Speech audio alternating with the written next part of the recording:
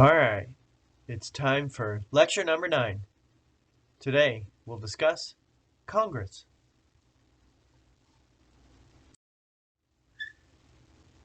There are a few things that you should be able to do at the end of this presentation. You should be able to compare and contrast the House and Senate in terms of the qualifications for serving in each of those chambers, their constitutional powers, the leadership in each of those, how they're organized. And then you want to be able to evaluate, of these two, which do you believe to be the most powerful?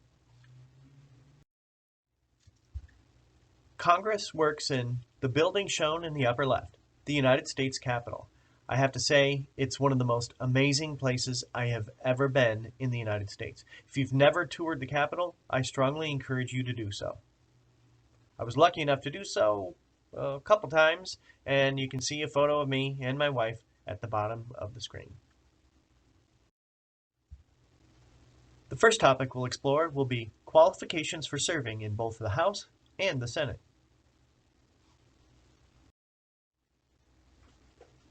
The Constitution identifies several qualifications, and what we'll do is we'll fill in this chart as we go along. The Constitution identifies a minimum age for serving in both chambers. It's 25 years old for the House and 30 for the Senate.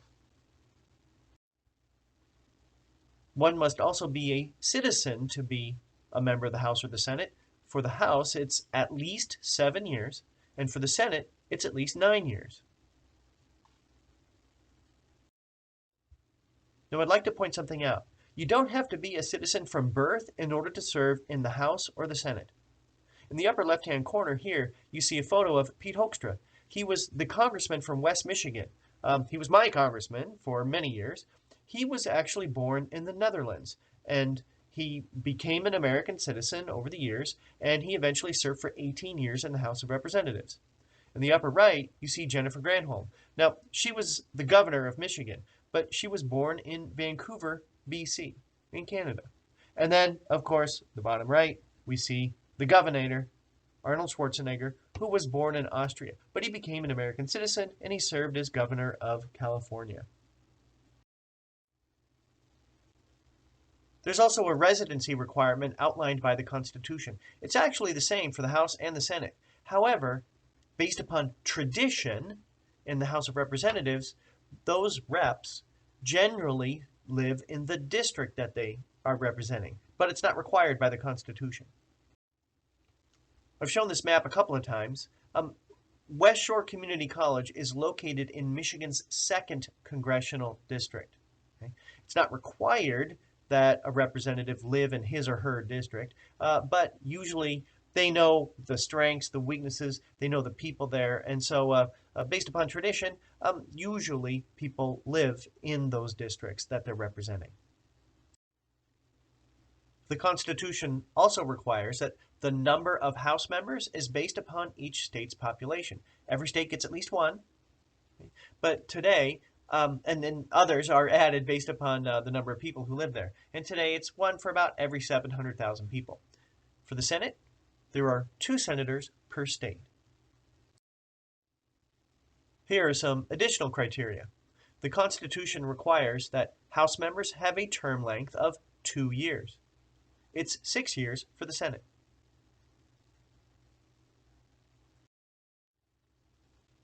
While the total number of House members is not set by the Constitution, for the last 100 years or so, the total number of members of the House of Representatives has been 435. And with 2 senators from every state, and with 50 states, today we have 100 senators. Next, I'd like to explore the constitutional powers of the House and the Senate.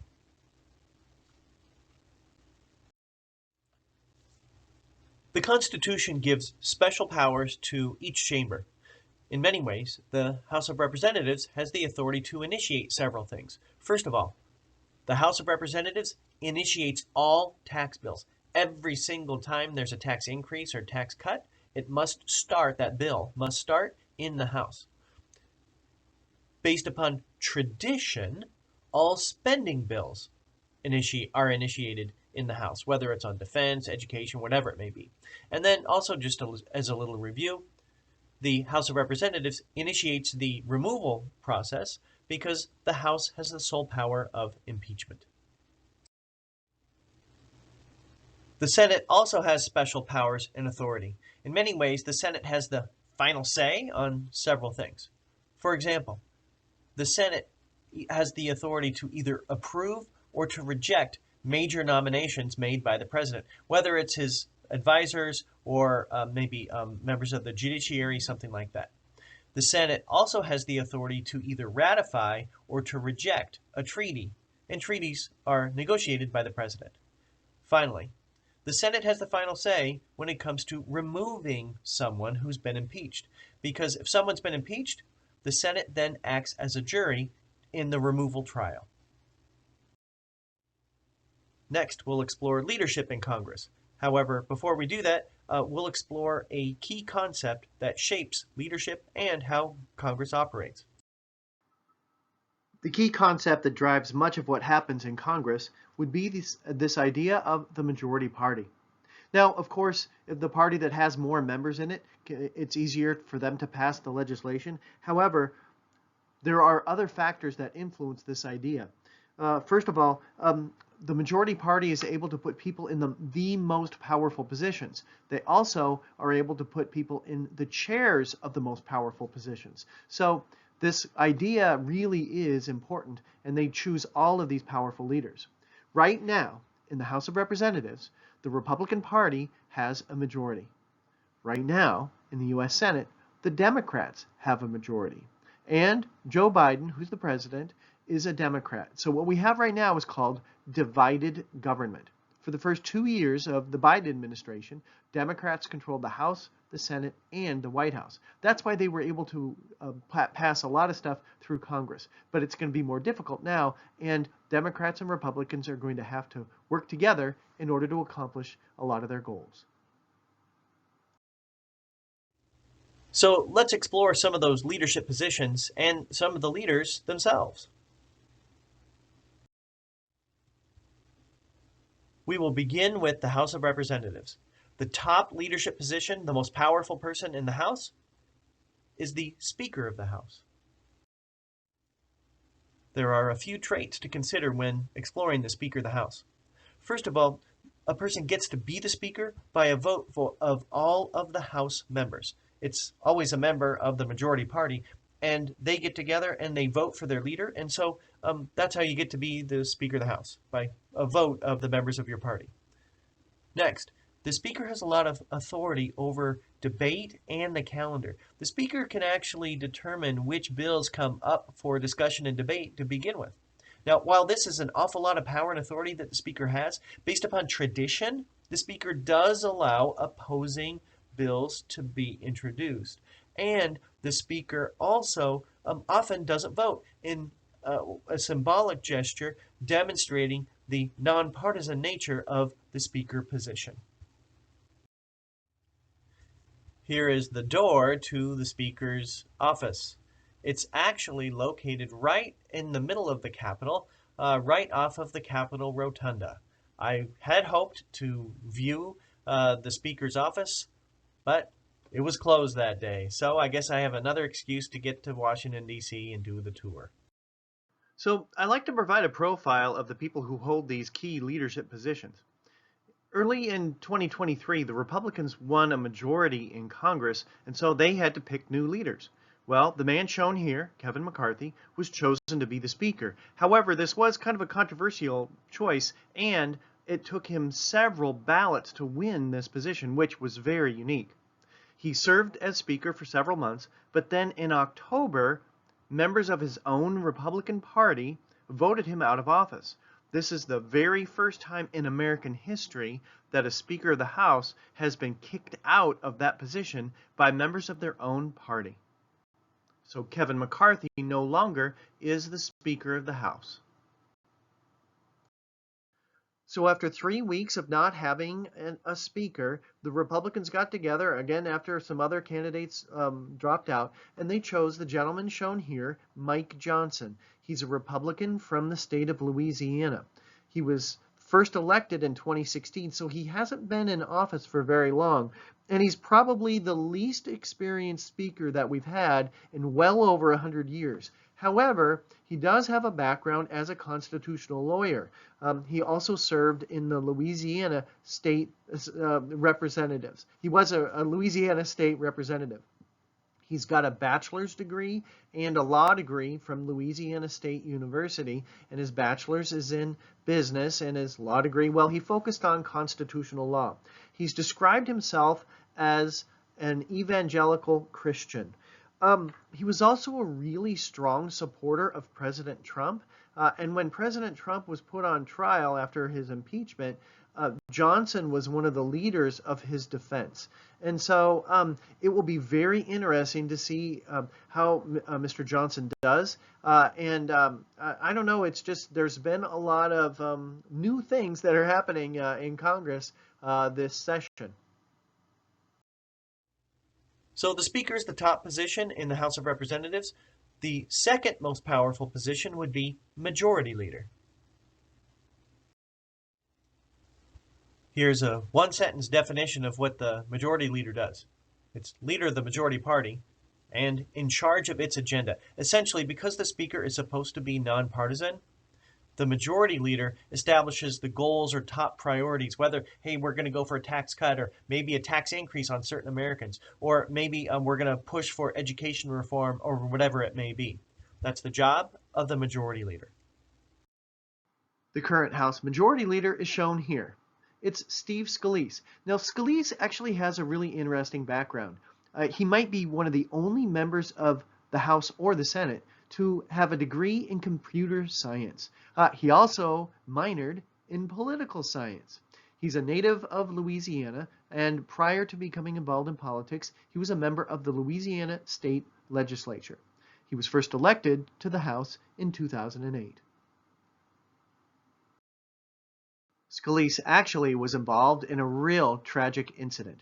In 2017, when the members of the Republican Party were practicing for a Democrat versus Republican baseball game, he was shot by a sniper.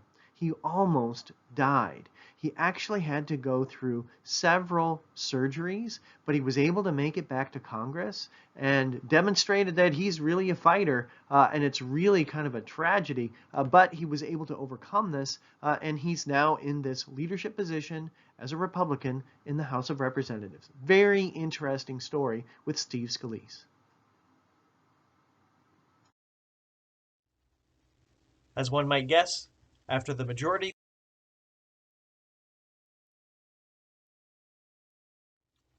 well, the Minority Leader does the same thing as the Majority Leader, just for the other party. So, leader of the minority party and in charge of its agenda.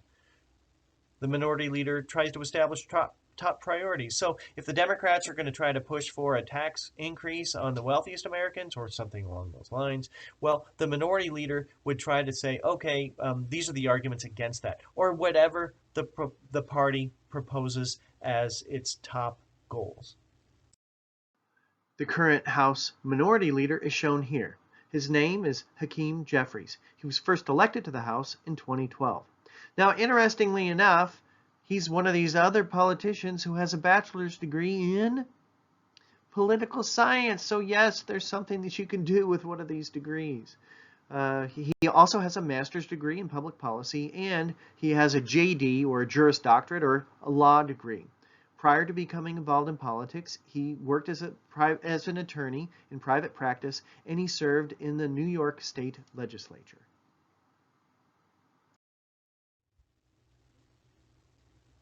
The next position would be the whips. The current majority whip is shown here. His name is Tom Emmer. He's from the state of Minnesota. Again, we see someone with a political science degree and a law degree. He was first elected to the House in 2014. But here's another piece of useless trivia. When he was in college, he was a great hockey player. So he attended both the Boston College and the University of Alaska Fairbanks, and he played hockey at both schools.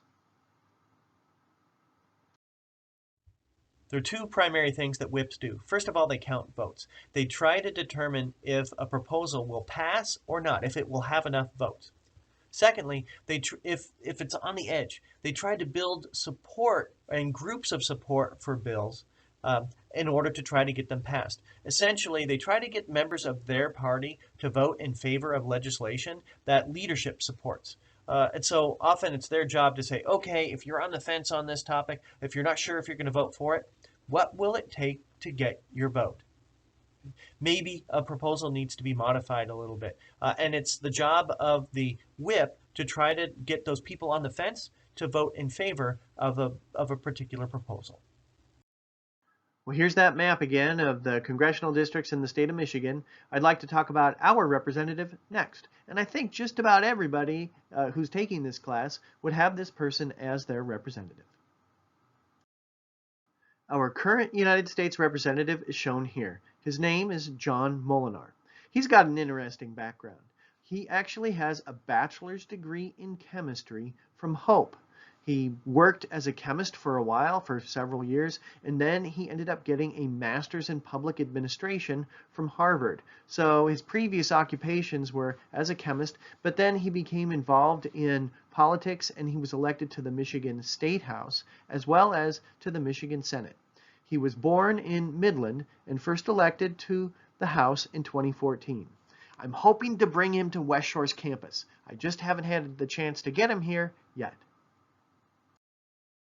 I thought I would go ahead and put this one in here. Our former representative, who's been in Congress for quite a while, was Bill Huizenga. As a result of some redistricting, he's no longer our representative, but I did get a chance to bring him to the college several years ago, and so here's a photo of him right on one of those hallways here at West Shore at the Arts and Sciences building. Well, we've addressed the leadership in the House of Representatives. Let's explore the Senate next. The Constitution identifies a few leadership positions in the Senate. The first would be the President of the Senate. Did you know that there was this position of President of the Senate? Well, the current Senate President is shown here. Do you know her name? It's Kamala Harris. She has another job. The President of the Senate is always the Vice President of the United States. Now, when it comes to voting, the only time the President of the Senate would vote as a senator is to break a 50-50 tie. So the President of the Senate is the Vice President of the United States. Because the Vice President can't always be there, there's another position identified in the Constitution. That's called the President pro tempore of the Senate. The position occupying this office has a qualification based upon tradition. It's a member of the majority party who's been in the Senate the longest. The current President pro tem of the Senate is shown here. This is Patty Murray. She's a Democrat from the state of Washington. Interestingly enough, she's the first woman to ever hold this position. Prior to becoming involved in politics, she was a teacher. She actually has a bachelor's degree in education from Washington State University, and she became kind of a consumer and environmental advocate, and then was elected to the Washington State Senate. She was first elected to the United States Senate in 1992. So I often try to find some unique trivia about some of these elected officials, and I've got a couple things I could say about Patty Murray. So first of all, when she first was running for the United States Senate, one of her critics described her as, "You're just a mom in tennis shoes." And in fact, so she actually embraced that label. And she's like, "Yes, I am a mom in tennis shoes." And she began wearing her tennis shoes all the time in public because she was running all over the place in that. And she ended up winning the election. And she's continued to talk about herself as a mom in tennis shoes. The other thing I wanted to mention is the fact that she was a teacher, then she was eventually a school board member at the Shoreline Public Schools outside of Seattle.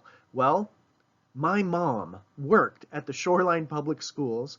She was a school nurse, and my mom was on the negotiating team. And Patty Murray was on the board negotiating against my mom. My mom always did have respect for her. So anyway, that's a piece of dumb, useless trivia that's connected to me and to Patty Murray. But I thought that that was actually kind of interesting. The Constitution identifies those positions of President of the Senate and President pro tempore. Well, the way things have actually evolved is that those positions are largely symbolic. There's not a whole lot of power that comes with it. The most powerful position in the U.S. Senate is the office of Majority Leader. Now, I talked about the Majority and Minority Leader in the House. In the Senate, they do the same thing. Essentially, the Majority Leader and Minority Leader are the leader of their party in that chamber and in charge of their party's agenda, their goals, the types of legislation that they want to support. Chuck Schumer, shown here, is the current Senate Majority Leader. He had an interesting background where he grew up in New York.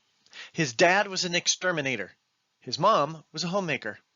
He had a perfect score on the SAT, and that enabled him to go to college, and eventually he got a law degree. In the useless information department, one of his cousins is an actress. You may be familiar with her, Amy Schumer. After the Majority Leader comes the Minority Leader. Mitch McConnell is shown here. He's the current Senate Minority Leader. He grew up in Kentucky and has lived there his whole life.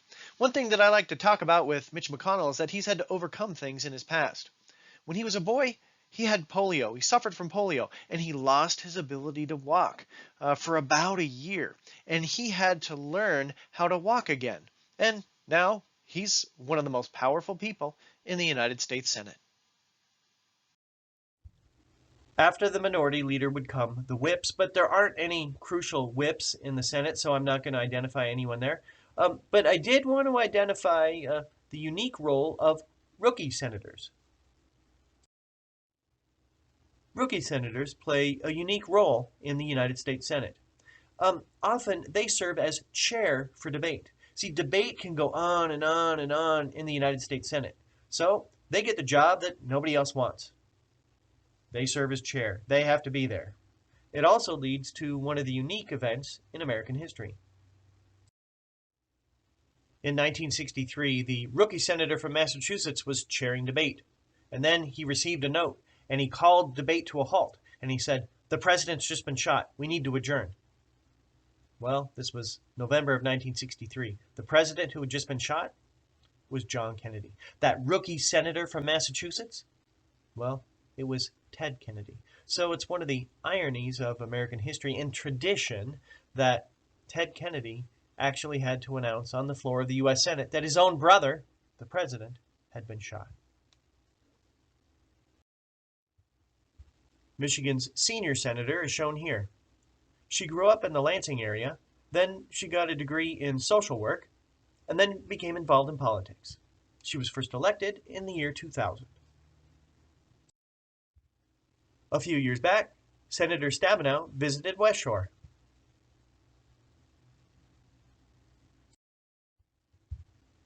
Michigan's other senator is Gary Peters. He's got several degrees, one from Alma, another from Wayne State, and one from Michigan State University in philosophy. He was in the Naval Reserve for several years and first elected in 2014. Senator Peters came to Ludington a few years back as well. Well, we're just about done, but I'd like to review some of the main ideas from today's presentation. This lecture focused on a comparison and contrast between the House and the Senate in terms of qualifications for serving, constitutional powers, leadership position and how they're organized. What you want to be able to do is you want to be able to evaluate which of these chambers you believe to be the most powerful and most important. Well, that's all for today. Have a great day, and we'll talk to you soon online.